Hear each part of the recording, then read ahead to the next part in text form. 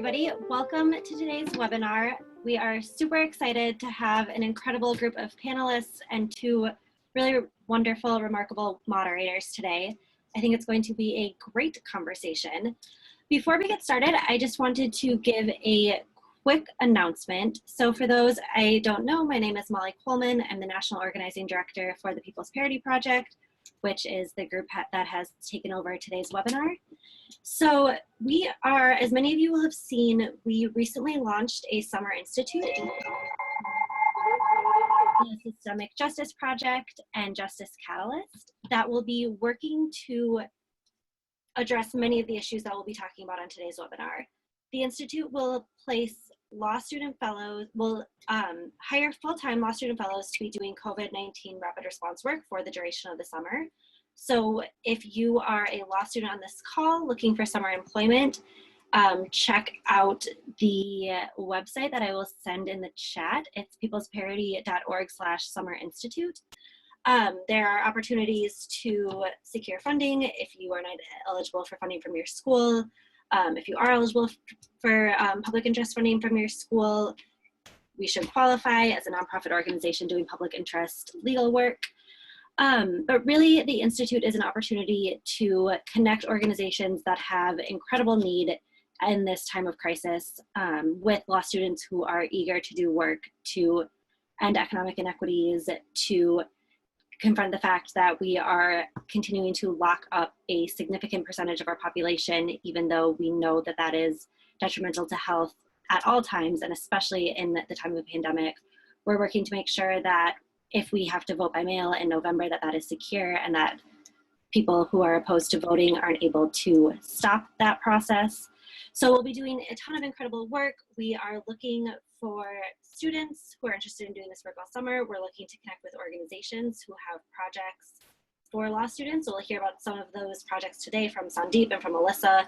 But if you are on this webinar and you have potential projects that you need support with, please get in touch with us. And then we're also looking to talk to attorneys who are interested in being a part of the Institute who have capacity to volunteer a couple of hours every week in an oversight role. So basically, this is an all hands on deck situation. As you'll hear today, the crisis is immense and there is really deep, incredible need coming out of it. So we hope to be able to work with all of you at the Summers Institute. That is all from me. I will hand it over now to Niki and Sejal to kick us off.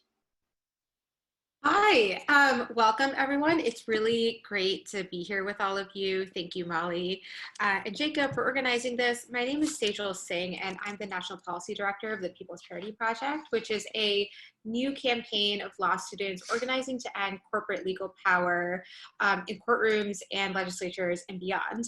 We are now organizing on 9 campuses in several states, and we are growing rapidly. So if any of you are interested in starting a PPP chapter, come hit me up. So we're here today to talk about the People's Parity Project's Rapid Response Network. About 5 weeks ago, as the country was beginning to shut down and we were beginning to see COVID-19 spread rapidly throughout the population, but especially through low-wage workers, people who are incarcerated and other vulnerable populations, we decided to we realized that, we were facing the biggest crisis that our generation has ever faced and hopefully ever will. We are looking at something like 30% unemployment if we don't do anything. We are looking at, millions of people around the country don't have access to paid leave. Millions of people around the country do not have any way to pay rent that is due in 5 to 6 days. And so this is a massive economic crisis. And it is, I think the public health crisis is showing, how deep the fissures are in our society and how deeply unequal, how deeply unequal power is distributed. And so we are seeing that low-wage workers who don't have the power to fight for fair working conditions and safe workplaces are getting sick and dying. We have seen over 130 Amazon warehouses where workers have gotten sick. People have died because they work at grocery stores. And so I think for us, this is a moment where all of the ways that corporate legal power has screwed over working folks are really coming to the fore, and their deadly consequences are really evident. And so we began organizing law students around the country to help advocates who are working to respond rapidly to the immense and urgent needs that are created by this crisis, and to figure out what we can do to be supportive, not just to keep working families afloat, although that's our number one priority, but also to build a more just, equitable, and fair world on the other side. And so with that, I'm really excited to have this conversation with several really incredible partners and really incredible students who have been leading that work. And I'm excited to share that with all of you. Niki is going to introduce our panelists, and they're going to give us a quick overview of what they're doing, what their work is like in general, how they fight corporate power, and what they're doing in this urgent moment in particular. Hi, I'm Niki. I'm a 1L, and I have been doing a lot of the PPP national COVID-19 rapid response work, and I'm going to introduce our amazing panelists. So first we have Jason Salgado, who is finishing his 2L year at Harvard Law School and is a member of the Harvard chapter of the People's Parity Project, as well as has been working very closely with myself and Sejal as national COVID-19 rapid response coordinators. Jason worked at Greer Boston Legal Services through AmeriCorps before law school, and then returned his 1L summer. So Jason, we'd just love to hear how you're doing, where you are in the world right now. So I'm doing as well as possible. I'm in Cambridge, kind of sticking around the area, and just continuing to finish up the last week of the semester, and continuing on this work as much as I can. So I'm focused on employment law, and like Niki said, I've been mostly focused on unemployment work because of my background at GBLS. We've been focusing a lot on unemployment insurance just because it's one of the most urgent needs right now nationally. There are 26 million people that have applied for UI in the past 4 weeks. And I think that number is going to grow. I think that number is under-inclusive just because people haven't been able to access the system. So it's a really urgent need. And, like Sejal said, if you want to get involved with this work, please do. I think the effects of it are going to be long lasting, and we'll need all the help that we can get with it. Thank you, Jason.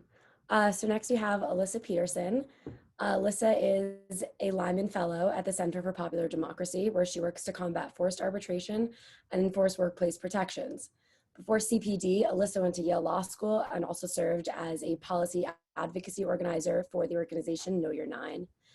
So Alyssa, where are you? How are you doing? And give us a brief overview. Thanks, Niki. I'm actually in Cambridge, Massachusetts, an area that you all know well. So I'm doing reasonably well. And I think what I have been really heartened by is just the overwhelming support that we've gotten from PPP throughout this crisis. Like, for example, when the federal bill, there was threatening to cut out immigrants out of the stimulus checks, like PPP folks were so helpful in helping push back against the narrative that people should not get money. And we did not win that battle, but it was just the research they went was really critical in pushing Chuck Schumer to do better on the issue. So again, I've really appreciated the support from PPP. In general, what we've been working on now at CPD is trying to figure out, as some folks don't know this, but we are basically a network of 50 affiliates who are sort of grassroots, really scrappy organizing groups across 30 states. And what these groups have been doing is they've been setting up mutual aid networks, and they're also seeing a sort of tidal wave of people who need support accessing UI. As Jason mentioned, it's a huge crisis that we're in now.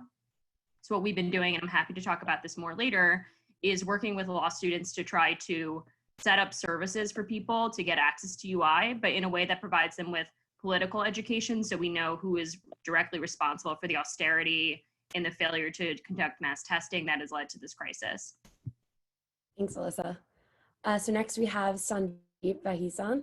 Sandeep is the legal director at the Open Markets Institute, an organization working to address threats to democracy, individual liberties, and national security from corporate concentration and monopoly power. He previously served as Regulations Counsel at the Consumer Financial Protection Bureau. So Sandeep, give us your where are you, how are you doing, and a brief Yeah, thanks so much. So I'm in Washington, D.C., working from home like basically everyone involved in law and related areas of work. All things considered, I'm doing pretty well. I have a good routine set up and doing my best to avoid cabin fever. So yeah, this is an exciting time for my colleagues at OMI and myself. You know, I think our sort of guiding principle is never let a crisis go to waste.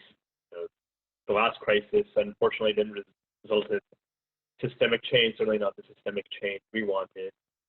We're hoping to do better this time, and we're certainly doing our best. And I guess I'll focus on two areas of work. I'll talk about our fight against corporate consolidation now and talk a little bit more about the non-compete work when we get into discussion. So yeah, we've been pushing for a ban on corporate consolidation for the duration of the crisis and the immediate aftermath. And I think we are pushing for this for multiple reasons. So as a basic matter, consolidation is one reason the crisis is so severe. Our economy doesn't have the surge capacity to respond to something like a pandemic. So, you know, take the example of the healthcare system. Thanks to consolidation and financialization of the hospital sector, the United States today has 600,000 fewer hospital beds than it did in 1975, even though our population has probably doubled over that 45-year period. So consolidation has made our supply chain in healthcare, food, number of sectors extraordinarily vulnerable. And this crisis could make the concentration problem even worse unless Congress and regulators act. So we probably all know small and medium-sized businesses are extraordinarily vulnerable right now. They're struggling to pay their bills, struggling to pay their workers, struggling to meet rent. And on the opposite end of the spectrum, large and very large businesses and private equity firms are flush with cash and really looking to go on a buyout spree. And unless there is legislative and regulatory action, that won't happen. So we really have a recipe for the supercharged M&A activity now going forward. So in late March, we called for Congress and the relevant regulators to institute a merger moratorium under which any corporation or private equity fund worth more than $100 million wouldn't be able to engage in buyouts for the duration of the crisis. And so that was about a month ago, and we got some very positive news today. Senator Warren and Representative Ocasio-Cortez announced their support for a moratorium. And it's a very strong proposal. We certainly hope their allies in Congress take it up and fight for it. But getting, you know, two of the most visible progressives in Congress on board is a success, and we hope it's just the beginning of major developments on this front. And our second area of work is fighting non-competes, which we believe are especially pernicious during this crisis. But I'll talk more about that during our panel discussion. Great, thank you so much. So our last panelist is Chiraayu Gosrani. Chiraayu is a 1L at NYU Law School and a member of the NYU chapter of the People's Parity Project. Chiraayu has been a leader in PPP's efforts to ensure that workers are able to enforce their rights, including serving in the coalition to pass the Empire Act in the state of New York. Prior to law school, Chiraayu worked as a paralegal at the Federal Defenders of New York. So, Chiraayu, where are you? How are you doing? Give us a brief overview. Hi, everyone. I am still in Brooklyn, and it's okay here, and I'm doing fine. I am deeply concerned about how this crisis is impacting Black and Brown immigrant communities, and mostly because of racialized inequities in access to healthcare, access to housing, and worker protection. And I'll be focusing in the panel today about access to worker protection, so including paid sick leave, but even hazard pay, PPE, and other forms of safety. And then also workers' abilities to enforce those protections and the disastrous impact that forced arbitration and class action waivers are having on that right. and ability. But I think there's a number of other areas that deserve our attention as well. Talking about massive criminalization and incarceration rates that have led to people being caged in prisons during this crisis, and a number of other areas in our societies that are being exposed during this crisis, and exposing predominantly vulnerable populations. So I'm looking forward to talking about that. Great. Well, thanks everyone. So we really appreciate all of you being here to talk about the work that you're doing as students or as organizers. So why don't we go ahead and dive in? So today we're going to talk about just a sample of the ways that we're fighting for economic justice in this crisis. But like Chiraayu, Sandeep, and everyone else pointed out, the crises that the crisis is so deep, and the injustice in our economy went so deep before this, that this is just a sample of the issues that PPP is working on and that we need to be acting on urgently. So, but I wanted to start by talking a little bit about unemployment insurance, and I wanted to hear from Alyssa and Jason about the work that you're doing.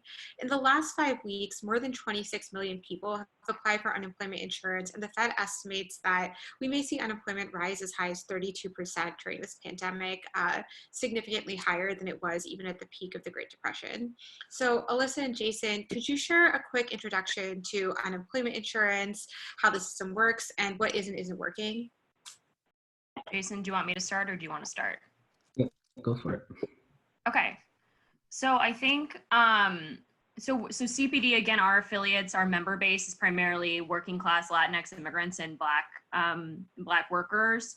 So I think for us, it's really important to point out that the unemployment crisis is really disproportionately hitting people who are working in really contingent positions of the economy. For example, one survey of hourly workers found that 4 in 10 in March, this is 1 month ago, 4 in 10 had lost their jobs of hourly service sector workers, and half of those employed had lost their hours. So this is sort of a crisis impacting people who are service workers, who are people in the gig economy, people who, again, have lost income and then also don't have the savings to draw upon to weather this crisis. So effectively, one of the sort of few bright spots in the federal bill that was really sort of, in most part, a large giveaway to corporations, what we ended up doing is there's a very large expansion of the unemployment insurance system that creates a lot of opportunities for organizing. So for example, before, people who you could be cut out of getting really valuable UI benefits from if you were self-employed, if you're a gig worker, if you had insufficient work hours, or if you didn't make enough money. But what the federal bill did is really extend the program to cover many more people who have lost hours or been otherwise impacted by the coronavirus pandemic. And the other really important piece that happened in the federal legislation is there was this temporary $600 a week benefit. And for low-wage workers, that is like an incredible sum of money that would have enormous impact on them and their families. So what we're trying to do here at CPD is help people access that. But the $600 benefit has been really under threat, and people like Bernie Sanders had really rallied to get it into place, but now there's going to be a big fight at the federal level to retain the benefit. That's sort of the federal landscape and who we're serving. I don't know if Jason, you have stuff to add to that. Yeah, just a little bit about, I think the federal benefit expansion is incredibly important to get immediate relief. I do think this ties into a systemic issue of misclassified workers in the gig economy that, these employees are employees. They're workers just like any other employee that are entitled to these benefits. Really, the federal program is completely necessary to get immediate relief in their hands, but it represents a huge bailout to multi-billion-dollar corporations where, in multiple states, California and New York, these workers have already been found eligible for unemployment assistance on the state level, and these companies should be paying into that system. They're just not complying with the laws and failing to pay into it or failing to provide wage information, which is necessary to make eligibility determinations. So while I think it's really important that we fought for these benefits in the short term, we're really going to need to mobilize around this issue to make sure that these workers are protected going forward when these benefits expire at the end of the year. Jason, could you explain a little bit about the misclassification issue for anyone listening in who's not familiar? Sure, yeah. So it's prevalent in the gig economy, but also all across the economy as well, where employers that have control over their workers, that can direct them what to do, just like any other employer, call them independent contractors, which means they're technically in business for themselves. And under almost any state law, this is just completely false and incorrect. It's a way to avoid liability for minimum wage, for overtime, for unemployment insurance, paid leave, and sick time. And these companies are just fighting in any way they can. Their latest argument in court is that, we as consumers are employing gig workers anytime we call an Uber, which is just completely ridiculous. So I think we're going to really need to mobilize around this issue in the long term. These companies are using this crisis, trying not to let it go to waste on their end either, by trying to create a third employment category, which would basically insulate them from liability going forward. So I think this will be a real systemic issue, and we're seeing the consequences of it now with the unemployment insurance system. Thanks, Jason. So could you actually tell us more about the work you've been doing to expand unemployment insurance in Massachusetts through PPP's Rapid Response Network? Sure, yeah. So there have been a couple pieces of it. One is just ongoing research projects as they come up with Greater Boston Legal Services and with national policy organizations on eligibility for immigrant workers, eligibility for gig workers, and how they can access the state systems, and what would be the best approach to get them access to unemployment insurance going forward. The second, and I think related to the systemic issue, is plugging into Greater Boston Legal Services efforts to have vulnerable workers access the system, help them through applications. These systems are unfortunately not accessible. They're not LEP accessible for folks who don't speak English. And especially that's a huge problem now with all the in-person services being shut down and phone lines overwhelmed. Something like 70% of people have applied for unemployment haven't received a single check yet. This was reported in Fox a couple days ago. So this is just a huge problem of access, and it's a problem that has been ongoing and really needs to be remedied. So for now, I think we try to plug in and fill in the resources to help people that would fall through the cracks otherwise, but it really is a systemic issue going forward that we'll need to concentrate on. Thank you so much. And Alyssa, I'd be interested to hear a little bit more about the partnership between CPD and PPP to make sure that working folks can get UI. I'd love to hear about how lawsuits can plug in. Yeah, totally. So this is just again, reiterating everything Jason said, but I think even in good times, there's a strong disparity on who gets UI. I think we have some data showing that workers and college educated people are people who fall into those categories are much more likely than Black and brown workers working in the service economy, for example, to be able to access the program. But I think there's one huge difference, which is if you're in a union, you are much more likely to access UI than you are in other settings. And I think for us, the takeaway is if people are in an environment where they feel a lot of solidarity and they have ready access to information and resources, people from more disadvantaged and marginalized backgrounds can also get UI. So what we're trying to do is we're partnering with about 6 to 7 affiliates at this point who are, again, these organizing groups. And what they're doing is it's sort of an interesting new model where we're going to offer very limited UI services to try to help people get over some of the initial barriers to applying. Because essentially in some places, for example, our affiliate, say Tool in Minnesota, most of their members are Spanish speaking and the online application in Minnesota is only in English. So if you don't have community involvement in helping people get access to UI, that's a really core group of people that are not going to be able to get this $600 a week benefit. So what we've been doing, in particular in New Hampshire and Vermont, is our partner Rights and Democracy has formally partnered with the New Hampshire PPP chapter, and that chapter is doing incredible work trying to sort of distill really complicated information from the agency and from the federal government into materials that are very accessible for workers and then also for people who organize workers. So the PPP chapter is doing that really critical work. We've hired an extern who is going to help staff these virtual UI clinics so people can access to resources. But what I think we're doing that is different from the sort of typical legal services model is we are combining it with very strong political education. So people, again, have the opportunity to take action after they receive services. But the services are a way to sort of build our base and build a broader grassroots movement that can show up for UI, but then also for really critical left priorities like the Green New Deal or raising the minimum wage or other things we want to mobilize on the state and local level. And then in terms of how law students can get involved, I think we're going to be operating very much through PPP Summer Institute program, whether that be hiring externs who will be part of that cohort, hopefully, or sending resources or requesting research through that program. So if you want to get involved, I would strongly advise signing up for the Summer Institute or providing research in a volunteer capacity, because we'll largely be operating through that mechanism. And then the final thing I'd say is there's also incredible law student support that we're getting from folks in New York, trying to help make the Road New York set up a pilot that can serve their Spanish-speaking base.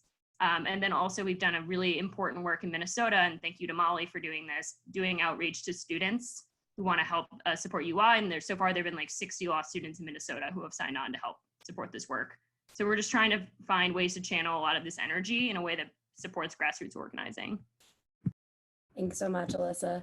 And I also just want to note that if you want to participate in one of our pseudo clinics, helping people apply for unemployment insurance, you do not need to have any prior experience with that. The local providers are providing training, so you'll be fully equipped if that's something you want to help out with. So now we're going to move on to talking about paid leave with Chiraayu. So the United States is the only OECD country that does not have a national paid sick leave mandate. So workers today are being forced to choose between risking their jobs and risking their lives.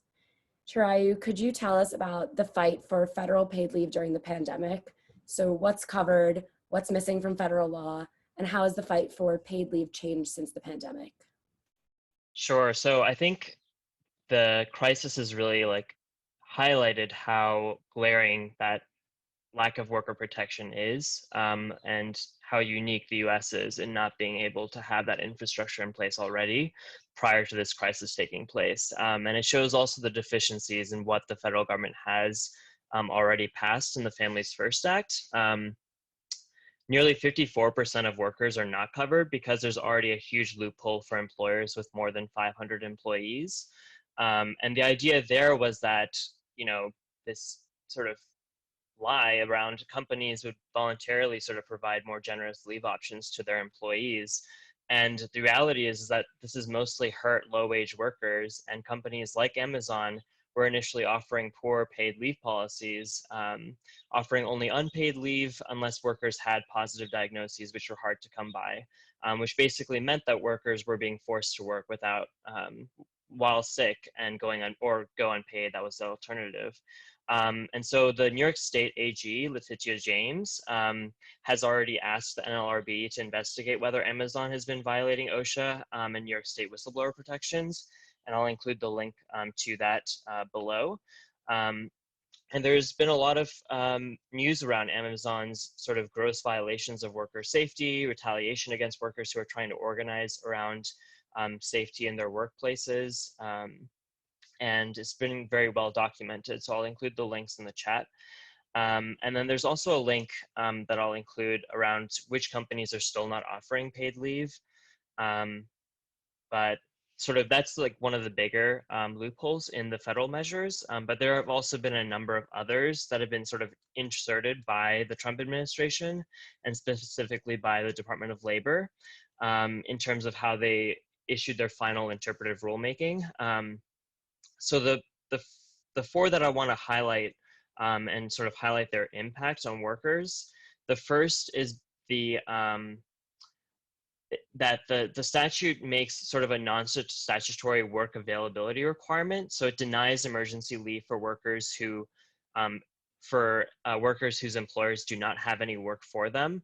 And so you can imagine situations where employers have been shut down as a result of the crisis, and workers that were previously employed by these companies don't have access to any sort of emergency leave as a result.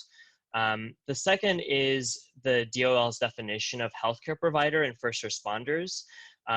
Healthcare providers and first responders are exempted from the paid leave requirements, but what the DOL has done with their definition in their final rule is expanded it to a wide range of employers who are then exempt from providing their employees with protection. So it includes companies that are producing and distributing medical products, medical equipment, and diagnostic vehicles, and also other sort of workers who are employed by medical facilities. And so the people being most harmed by that are the low-wage workers in manufacturing plants, in warehouses, in hospitals, who are being employed in sort of adjacent industries to the actual healthcare field. And then there's another sort of interpretive rule where they sort of made an intermittent leave can only be taken with the employer's agreement, and it categorically prohibits workers who are not teleworking from actually being able to take intermittent leave. So what that means is basically workers who are caring for a child wouldn't be able to take alternate days off with paid leave. And then the last thing that I really want to highlight is the documentation requirements that it imposes on employers or on workers. So for paid family leave, for example, you'd have to provide your child's name, their school or care provider, and representation that there's no one else suitable who could take care of them during that leave period. And all of these sort of adverse interpretations are really impacting one class of workers, which is low-wage Black and brown immigrant workers who are staffed in factories, in manufacturing plants and warehouses, in the healthcare sector. And similar to the loophole that I mentioned earlier and the investigation against Amazon, the AG's office here in New York is also challenging these adverse interpretations under the APA, which was good review for my admin law class. Great. Yeah, it just always shocks me to think about the fact that companies with over 500 employees, aka the companies with the most resources and the most ability to provide paid leave, are exempt.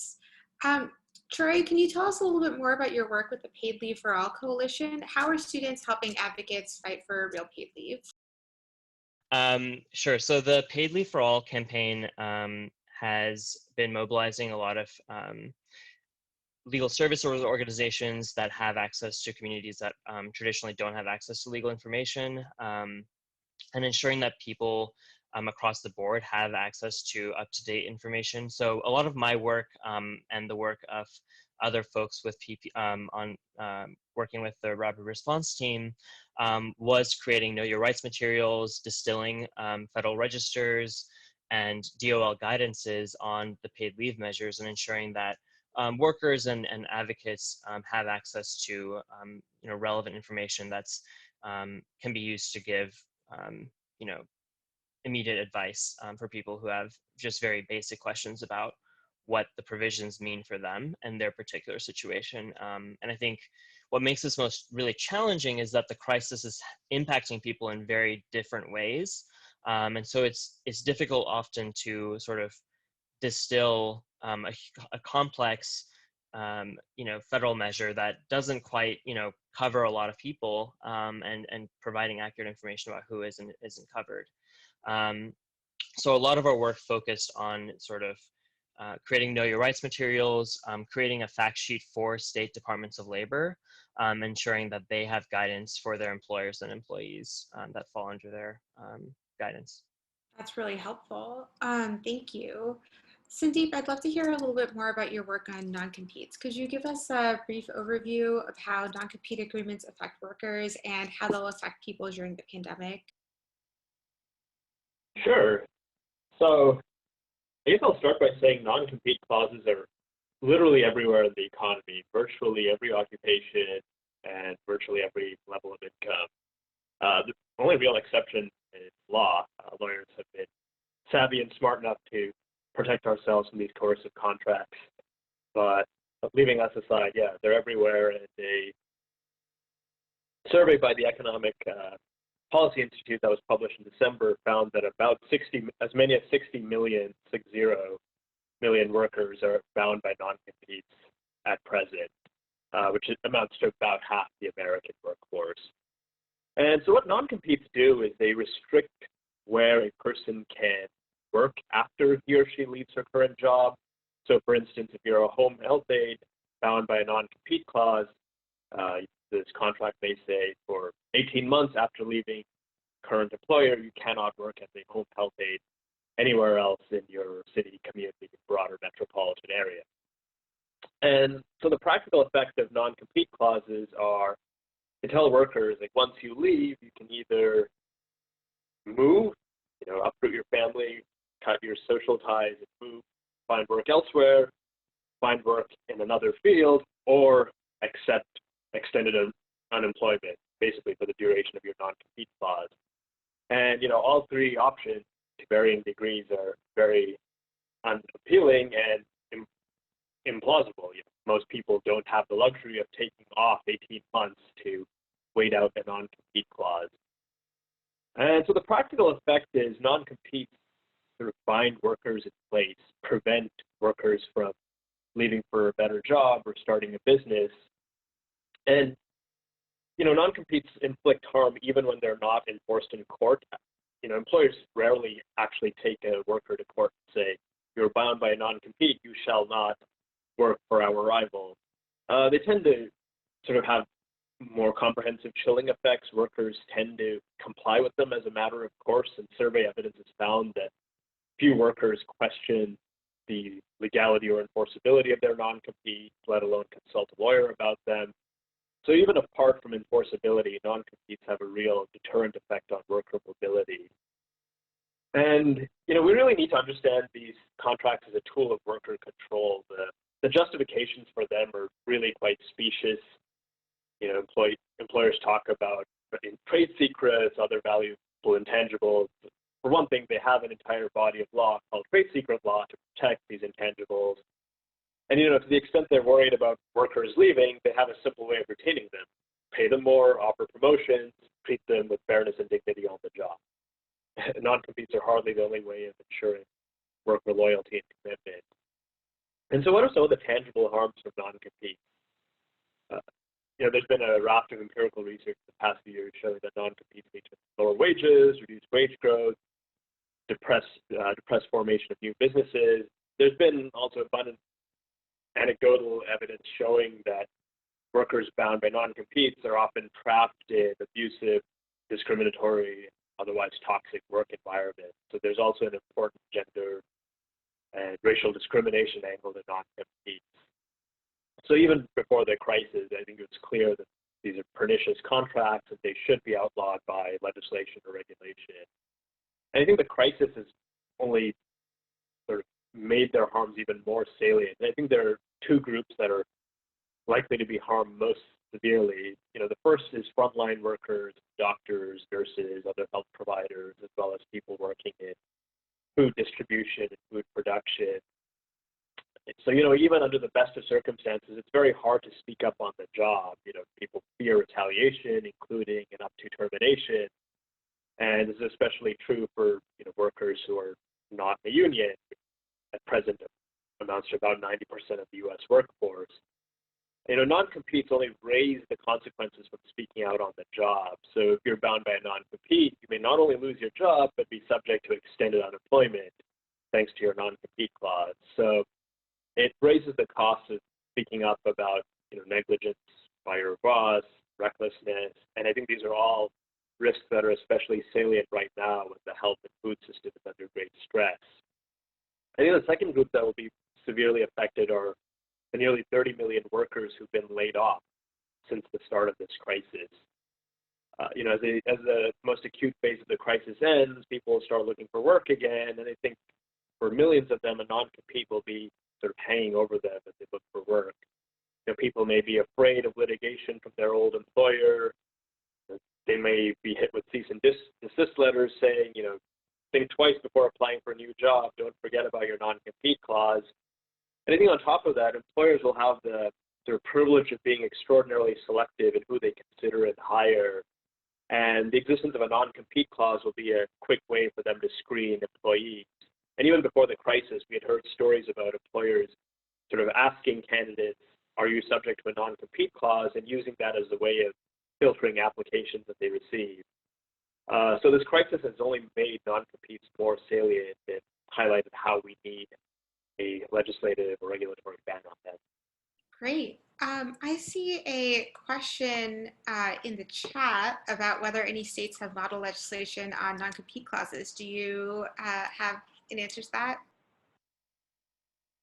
So encouragingly, a number of states have enacted legislation in the past few years restricting the use of non-compete clauses. So Massachusetts has passed legislation, Washington has passed legislation, and then California for more than a century has held that non-competes are unenforceable in court. Unfortunately, none of these state reforms will constitute models, in my opinion, so they have important limitations. So in the case of Washington State, they only cover workers making up to $100,000. So a large segment of the labor force in Washington State, including tens of thousands of Amazon software engineers, are not entitled to protection under this law. Similarly, in Massachusetts, there are income cutoffs that restrict who is protected. So I think these means-tested protections are an important and significant improvement over what existed previously, but I think they fall short of what we need, which is a universal ban on non-competes that protect all workers in all occupations. So do you mind telling us how law students are plugging into this fight and how more people can get involved? Sure. So we've been working with PPP for more than a year now, sort of trying to organize and publicize around this issue. And so we're building on an existing partnership. So just to provide some context, more than a year ago, the Open Markets Institute, as part of a broader labor and public interest coalition, petitioned the Federal Trade Commission to ban non-competes through a rulemaking.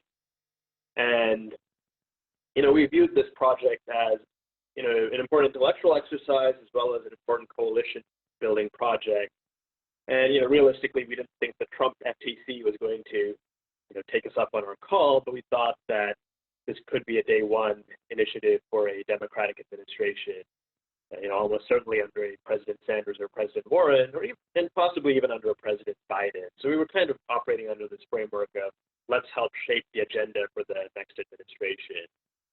I think the crisis has changed that, and I think it's opened up the possibility for Congress to act and sort of pass legislation banning non-compete. So the possibility of a sort of quick legislative fix has really emerged. And so we're working with students, including PPP members, to sort of highlight the crisis connection of non-competes. We don't want to say that this is just a sort of general progressive objective. We want to show that it's important to act against non-competes during this crisis. So we're working with PPP members to collect stories from healthcare providers and other frontline workers, showing that this is really hurting workers here and now. It's preventing workers from speaking up about unfairness, negligence, and general recklessness by their employers. And furthermore, that many laid off workers are subject to non-compete clauses and worried about looking for a job because of these coercive contracts. So we're working with students to sort of highlight the connection to the crisis and make clear to members of Congress and policymakers that this is something that has to be addressed immediately. It's not just part of a general progressive wish list. We believe it's important for Congress to act now and put it on its agenda for the next rescue package. And so we're just in the early stages of doing that outreach, but working with students is really an important way of talking with workers, their advocates and representatives, sort of putting these stories on the radar of members of Congress and other policymakers. Great, thank you so much. And I really appreciated what you said, Sandeep, about how the crisis has driven home and made even more urgent a lot of the forms of corporate power that we were fighting before this crisis. With that in mind, I'd love to hear a little bit more from Chiraayu and Alyssa about your work fighting forced arbitration. Could you, both of you were organizing around this before the pandemic. Could you share a little bit about why ending forced arbitration was a priority for CPD and for PPP? I can start unless you want to start, Chiraayu. Great. Okay. So I think forced arbitration, I think what Sandeep was illustrating is that it really, it's a process in which people are forced to sign away their right to take their bosses to court, and are instead shunted into a very privatized system of adjudication that leaves them with literally no remedy. Like the win-loss rates in arbitration are extremely poor, and there's so many barriers to accessing the arbitration system that very few people pursue their claims. So effectively how it operates is it's a get out of jail free card for employers, essentially, who put these into their clauses. And over the past few years, helped by the Supreme Court, which has sort of rubber stamped these clauses, a large number of corporations like Chipotle, Olive Garden, and other employers are inserting these clauses into the contracts of low-wage workers. So that's primarily been our focus, is trying to figure out ways to make these contracts, to increase enforcement, because what effectively forced arbitration does, it is leaves a gaping hole in labor law enforcement because people cannot bring their claims and vindicate their rights. So effectively what we've been doing is working off a California bill called the Private Attorneys General Act. We're trying to create an enforcement ecosystem in which workers can bring claims on behalf of the state. And the theory behind that is because the state has not signed a forced arbitration clause, workers can continue to pursue their claims against their employers and collect penalties.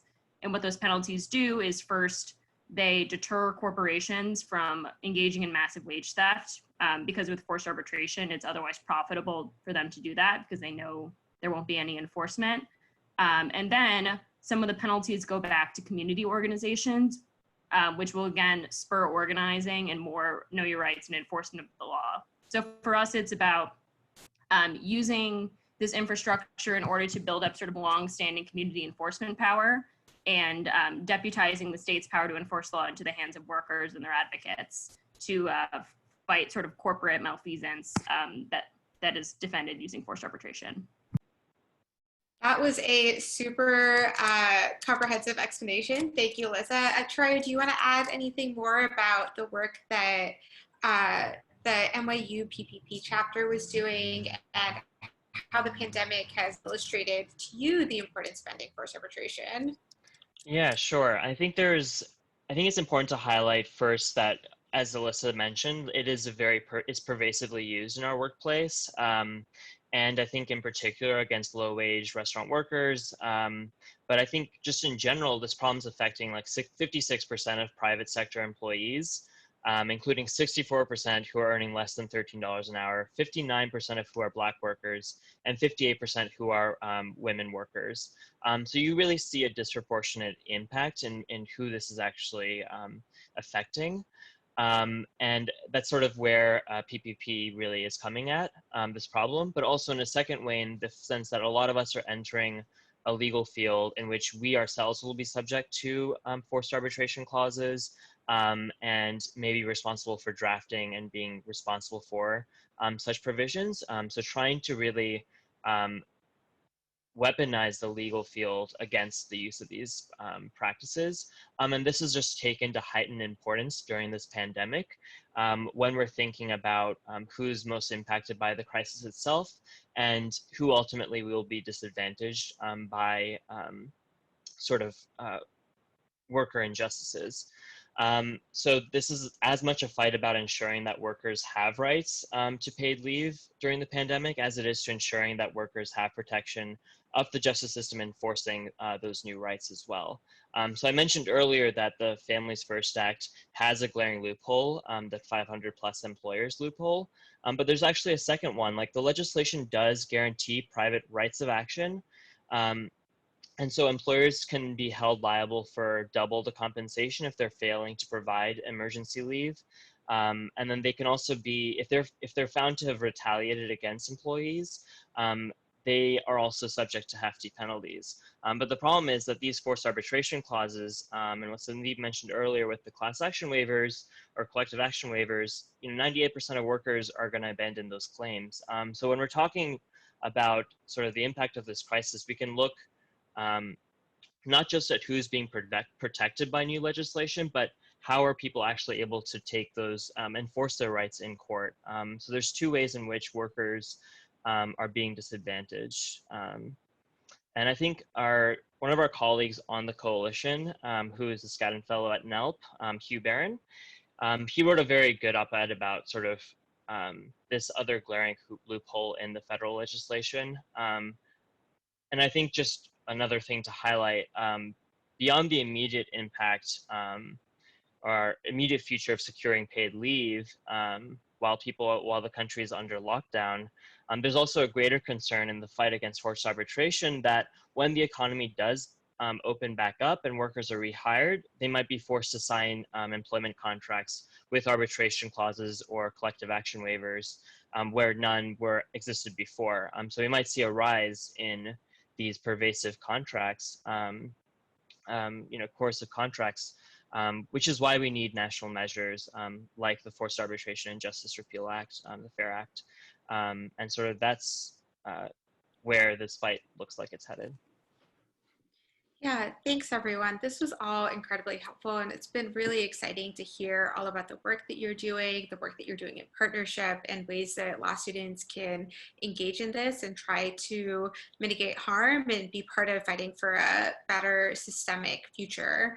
I want to spend the last couple minutes talking a little bit about the roles and responsibilities of lawyers and law students during this crisis. I'd love to hear about what students can do to help with any of the causes that you're working on, and what kinds of systemic changes you think we all need to be fighting for to keep frontline workers safe and keep working families afloat.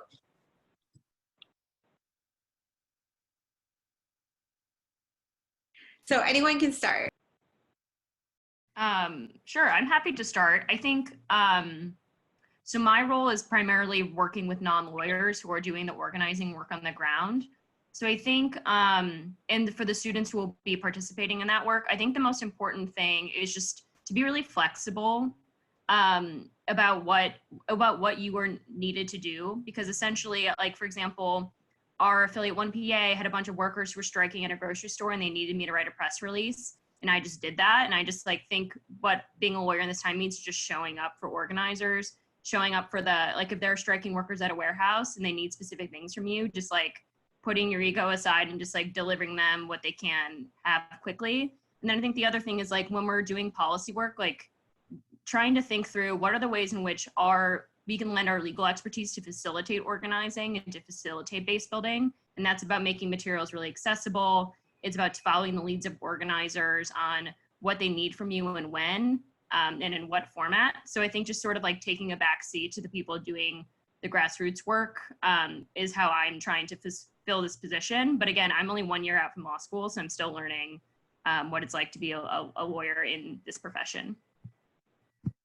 I'd love to hear from some of the students about the work that you felt has been particularly impactful and that you've been especially excited about. Yeah, I can speak on that.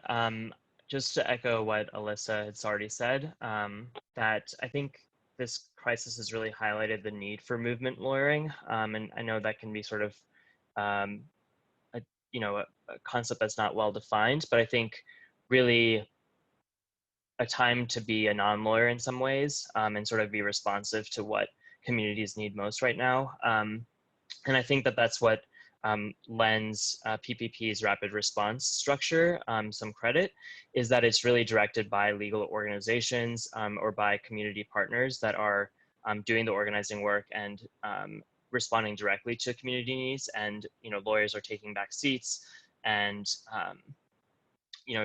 taking the lead and direction from the people who are most immediately affected.